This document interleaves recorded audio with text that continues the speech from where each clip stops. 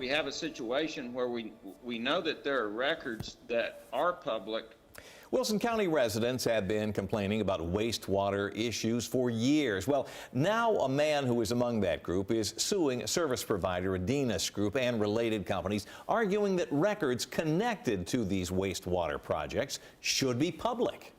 Fox 17 News' Madeline Nolan has why this case could come down to the line between a private company and a public function. Madeline, fill us in. Yeah, so Ken Young says that this case isn't just about knowing what the records will show. It's about whether the public has the right to see them in the first place. For years, Wilson County's wastewater system has been under scrutiny. Now resident Ken Young says he's taken his questions to court.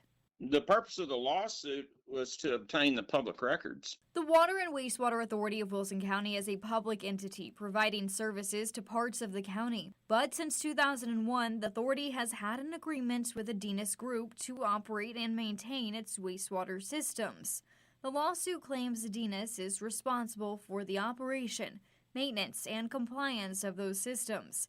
Young says that's why records connected to that work should be public. We can't determine where that money went, who it was paid to, and for what. That's not fair to the taxpayers, ratepayers, and it's not legal. Young says he's requested records showing payments connected to services provided to Legardo Elementary in the Sunset Harbor neighborhood. The lawsuit states the Water Authority said it did not have those records, and Adenus denied his request, saying it's not a government entity subject to the Tennessee Public Records Act. Young argues Adenus is the functional equivalent of government. Paul McAdoo with the Reporters Committee for Freedom of the Press is not involved in this case, but says Tennessee courts have created a test to determine when this applies. The cornerstone of the analysis is whether or not the entity performs a governmental or public function. McAdoo says courts also look at factors like government funding and government control, but he says the analysis isn't automatic. It's very specific. It's not simply we contracted with government to provide a service. It needs to be deeper than that.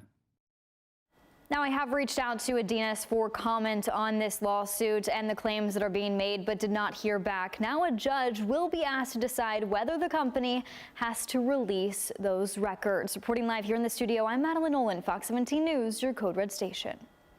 Madeline, thank you. Of course, we'll stay on top of that. The other sewage issue in Wilson County is in the city of Lebanon.